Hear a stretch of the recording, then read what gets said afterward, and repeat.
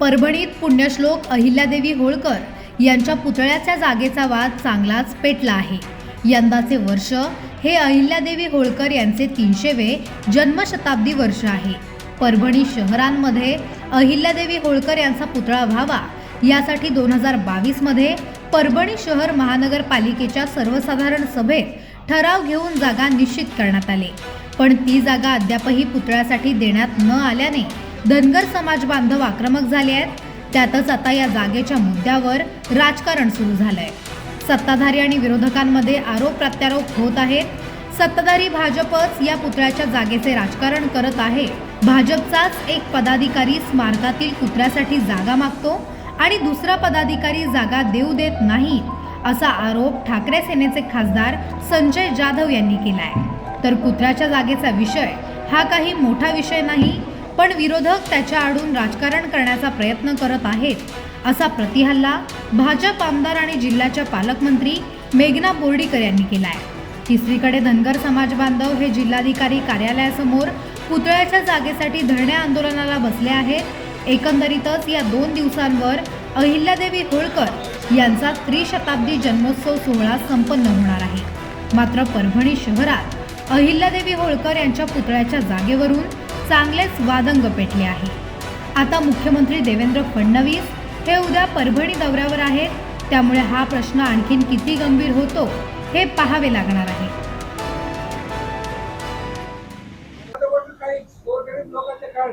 आणि बाकीचे तसेच ठेवतो।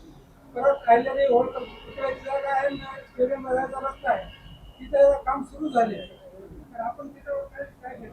हे बघा, अहिल्यादेवींचा 300व जन्मशताब्दी वर्ष मोठ्या गाजावाजामध्ये देशभरामध्ये साजरं होत आहे। आणि अशा वेळेला काही संकुचित बुद्धीची लोक उगाच ह्याच्यात वितुष्ट मनामध्ये जातीमध्ये भेद करण्याचं काम करतायत। त्यांची जी काही मनोकामना आहे ती काय आम्ही पूर्ण होऊ देणार नाही। एवढ्याशा छोट्या कारणामुळे इथं काही व्यत्यय कोणत्या कामामध्ये येणार नाही। अहिल्यादेवींचा सुंदर असा पूर्णाकृती पुतळा आपल्या इथं लवकरात लवकर उभा राहील। 31 तारखेला अहिल्यादेवींची जयंती आहे, 29 तारखेला मुख्यमंत्री येत आहेत, दोघांवर त्याच ठिकाणाहून ते जात आहेत की सभेसाठी। तिथं काही छोटं खाणी कार्यक्रम नाही तर काय असं नियोजन? तुम्ही चांगली आयडिया दिली, आम्ही करू ते तयारी करू। आमचा पूर्ण तयार झाला असता तर आपण त्याचं अनावरण करू शकलो असतो, पण आणखी आमचं बेसमेंट आणि ज्या पद्धतीने आम्हाला तिथे करायचे ते पूर्ण झालेलं नाही। पण पायाभरणी किंवा असं काहीतरी करता येईल। सुनील भाऊच्या हस्ते काही नारळ वगैरे मुख्यमंत्र्यांना कार्यक्रम त्यांच्याच हस्ते होणार आहे। त्यांनीच मोठ्या मनाने पुढाकार घेऊन सगळं काही करणार आहे। पण ते विषय बघा, काही काम नाही काही की लोकांना उभं काहीतरी विषय एवढ्या छोट्या विषयासाठी एवढी एनर्जी वाया घालतात। हा, तो काय विषयाचा आंदोलन बैठकान हे ते करण्यासारखा विषय का? मोठ्या मनाने सगळ्यांनी अहिल्यादेवींसारखं नेतृत्व आपल्याला लाभलेले आहे। त्यांचे विचार आज मोदीजी देवेंद्रजी त्यांच्या कार्यामधून आपल्याला पुढे नेताना दिसत आहे। आणि तुझ्या गोष्टीसाठी आपण तिथे अडून बसतो, तो काही विषय नाही। पण काही आमचे विरोधक त्याला विषय बनवण्याचा प्रयत्न करतायत, त्यांचे प्रयत्न आम्ही हाणून पाडू। आणि तुम्ही लोकांनी त्या दुसऱ्या विषयांना महत्व नाही दिलं पाहिजे। तेवढंच काम आहे का आपल्याला छोट्याशा गोष्टीमध्ये गुरफटून पडायला? का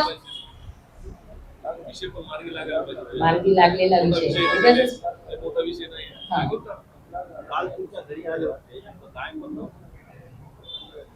आमचं बैठकीमध्ये जेवढं ठरलं, आता त्यात पण काही लोकांना काय म्हणतात, आगीत तेल घालणारे लोक असतात। जे ठरलं तर ते तर फॉलो करावं लागणार। आमची बैठक कलेक्टर आयुक्त सगळ्या दोन्ही समाजाच्या प्रमुख लोकांसोबत झाली। जे बैठकीत ठरलं ते होणार आहे। चांगला हाताळलं तिथे प्रश्न खरंच।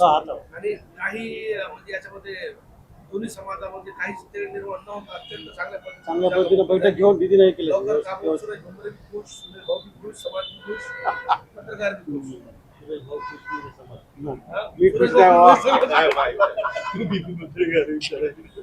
पुतळ्याचा विषय त्यांनी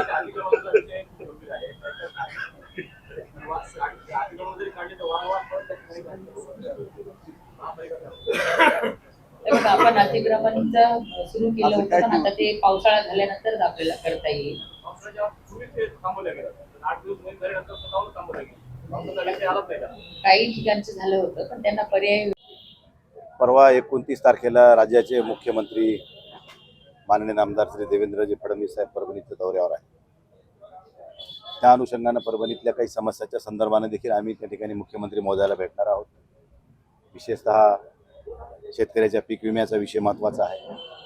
चुकीच्या पद्धतीची आणीबाणी दाखवून त्या कंपन्यांनी जे शेतकऱ्याला लुबाडण्याचं काम केलं, हातातोंडाशी आलेला घास सप्टेंबर महिन्यामध्ये अतिवृष्टी झालेली असताना सुद्धा झाली नाही असं दाखवणं आणि पीक विम्यापासून परभणी जिल्ह्यातल्या 40,000 शेतकऱ्यांना वंचित ठेवणं ही समाजासाठी शेतकऱ्यांसाठी घातक ठरलेली कंपनी आणि त्याच्यामध्ये प्रशासनाचा काही हातभार आहे का हे ह्या ठिकाणी आपल्याला तपासावं लागणार आहे. त्यामुळे आम्ही मुख्यमंत्री महोदयाशी या विषयावर बोलणार आहोत. त्याचबरोबर अहिल्यादेवी होळकरांच्या स्मारकासाठी महापालिकेने ठराव घेऊन मला वाटतं जवळजवळ 2-3 वर्षाच्या 4 वर्षाच्या आसपास झालेत. 4 ना तर 22 म्हणजे तर आणखीनही महापालिका ती जागा त्या स्मारकाच्यासाठी द्यायला तयार नाही. भारतीय जनता पार्टीचे युवा आघाडीचे जिल्ह्याचे नेते आदरणीय सुरेश भुमरे हे त्या ठिकाणी पुतळा झाला पाहिजे म्हणून माजी आमदार रामप्रसाद बोर्डीकर साहेबांच्या हाताने नेऊन उद्घाटन केलं. त्या ठिकाणी पुतळ्याच्या जागेला विरोध करणारा भारतीय जनता पार्टीचा नगरसेवक, मागणी करणारा भारतीय जनता पार्टी युवाचा मोर्चाचा अध्यक्ष, विरोध करणारा सुनील देशमुख नगरसेवकाचा पती, नगरसेविकेचा पती आणि उद्घाटन करणारे माजी आमदार पालकमंत्र्याचे वडील, म्हणजे नेमकी भारतीय जनता पार्टी काय साध्य करणार आहे? दोन्हीकडून ढोल वाजवायचा आहे का ह्यांना? अरे अहिल्यादेवी होळकर ह्या महापुरुष होत्या, त्यांचं समाजातलं योगदान इतिहास आहे आणि अशा महापुरुषाच्या पुतळ्याच्या स्मारकाच्या जागेसाठी भारतीय जनता पार्टीतूनच विरोध व्हावा. मागणी तिथंच, विरोध तिथंच, उद्घाटन करणारे हेच, म्हणजे नेमकं ह्यांना काय साध्य करायचं हेच कळायला मार्ग नाही. आम्ही मुख्यमंत्री महोदयांना या संदर्भात देखील बोलणार आहोत. मुख्यमंत्री पहिल्यांदा मुख्यमंत्री, दुसऱ्यांदा मुख्यमंत्री झाल्यानंतर पहिली वेळच परभणी येत आहेत. त्यांचं प्रभावती नगरीमध्ये आपण स्वागत करू. परंतु ज्या काही आमच्या अडीअडचणी आहेत, जसं आमचं वैद्यकीय महाविद्यालयाचा विषय पेंडिंग आहे आणखी, त्याचबरोबर परभणी जिल्ह्यातली अंडरग्राऊंड ड्रेनेज योजना शहरातली बाकी आहे, जिल्हा क्रीडा संकुलाचा विषय बाकी आहे, शहरातल्या रस्त्याच्या संदर्भानं असेल, जिल्ह्यातल्या विविध विकास कामाच्या संदर्भानं असेल, या सगळ्याला विषयाला अनुसरून आम्ही मुख्यमंत्र्यांना महोदयांना भेटणार आहोत. परंतु हे 2 विषय अत्यंत समाजाच्या हिताचे आहेत. एक शेतकऱ्याचा विमा आणि दुसरा अहिल्याबाई होळकरांच्या पुतळ्याचा जागेचा. त्या नगरसेवकाला 10 तारखेला कालच्या स्थगिती मिळाली आहे. मग स्थगिती मिळेपर्यंत हे काय करत होते?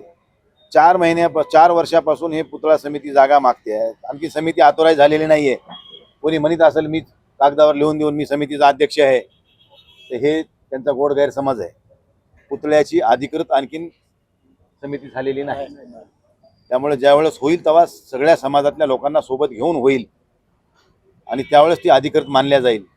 परंतु कोणीतरी स्वतःलाच वासरात लंगडी गाय शहाणी म्हणल्यासारखं मीच समाजाचा नेता आहे, मीच अहिल्याबाई होळकरांचा वारसदार आहे असं समजून जर वागत असतील तर मला एवढंच त्यांना विनंती करायचं आहे भुमरे साहेबाला की तुम्ही त्या पालकमंत्री महोदयाला विनंती करून अगोदर त्या नगरसेवकाचं तिथलं ते अतिक्रमण उचला.